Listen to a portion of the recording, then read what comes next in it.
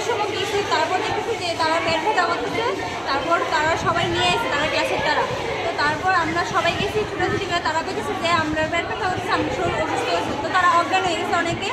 তারপর স্যার বলছে যে অ্যাম্বুলেন্স আইসে, অ্যাম্বুলেন্স তারা উঠে দিতে, তো সবাই অনেকে নিয়ে উঠে দিছে। তারপর দেখি আবার মানে আমরা প্রেয়ার করতেছি, আবারও তারা অনেকে সুস্থ হয়েছে। তারপর তারা আবার অ্যাম্বুলেন্স আইসে, আবার অ্যাম্বুলেন্স করে দিয়ে দিচ্ছে। তো এখন আমরা লাগছে যে তারা মিড ডে মিল কিছু না, স্কুলে কিছু না, বাট ওই হোস্টেলে খাওয়ার থেকে এমন হয়েছে, যে কোনো কিছু হয়েছে খাবারের মধ্যে। তো তার থেকে তারা শরীর দেখতেছি যে মেয়েরা কাঁদতেছে, একজনের পর একজন ব্যথা লেগে কাঁদতেছে। তারপরে স্যার অ্যাম্বুলেন্সে ফোন করছে বলে তারা নিতে, একজনের পরে একজন অনুভূত অসুস্থ হইতেছে, তারা নিতেছে। তো তারা তো হোস্টেলে থাকে, মনে হয় হোস্টেলে খাবারের মধ্যে কোনো একটা কিছু আসছিল, ভেজাল ছিল, নাইলে তারা তো একজনে তো করে অসুস্থ, দুইজনে তো পারে, কিন্তু একজনের পরে একজন, এতজন তো আর এমনিতেও অসুস্থ হতে পারে না, তারা খাওয়ার পারে না। কি দেখছো? আমি তো দেখতেছি একদম মানে অটোমেটিক তারা কাঁদতেছে, কান্না হচ্ছে, মানে অনেক পেট ব্যথা লেগে অনেক জোরে জোরে কান্না করতেছে।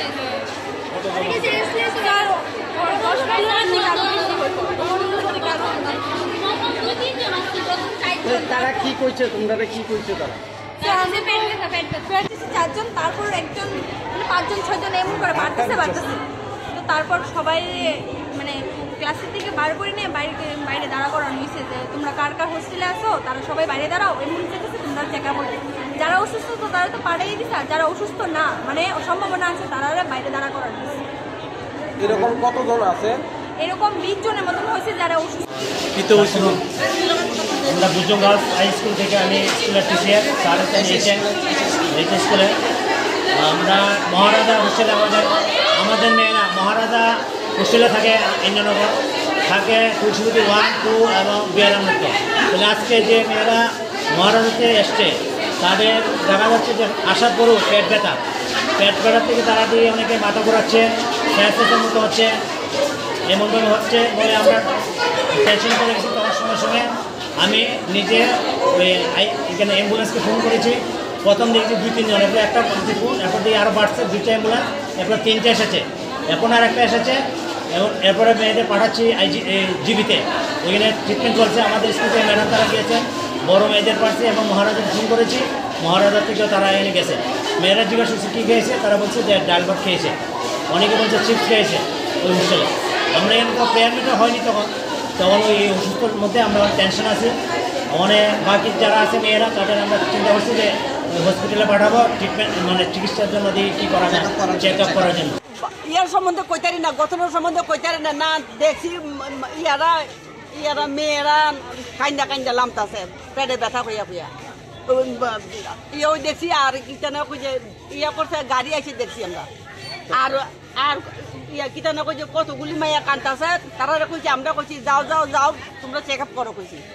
ইনফরমেশন পাইছি হোস্টেলের কিছু গার্লস মিড ডে মিল খাওয়ার সম্ভবত অসুস্থ হয়েছে, এরকম একটা ইনফরমেশন আছে। আয়া কি দেখছেন? না, এটা অ্যাম্বুলেন্সে তারা স্টুডেন্টগুলোরে পাঠিয়েছে, তো বাকি কথা করে কতজন আহত হয়েছে কিছু জানা গেছে? জানে না, আমি শুনে আইছি দৌড়াইয়া এক হোস্টেল থেকে তারা খাওয়া দাওয়া খাইতেছে বলে, খাইয়া স্কুলে আইছি। প্রায় 10 জন বেহুশ করে পেট ব্যথা হয়েছে, বেহুশ করে পড়ে গেছে গাবলে। এরপরতে অ্যাম্বুলেন্স গাড়িটা এয়া লয়ে গেছি, কোন হসপিটাল লইছি দিয়ে আমি কইতে পারি না। এটা কি মিড ডে মিলের খাওয়ান খাইয়া? ও মিড ডে মিলের খাওয়ান খাইয়া। তাহলে একটা যদি একজন খায় তাহলে আলাদা ব্যাপার, 10 জন আরও ওইটাছে এখন।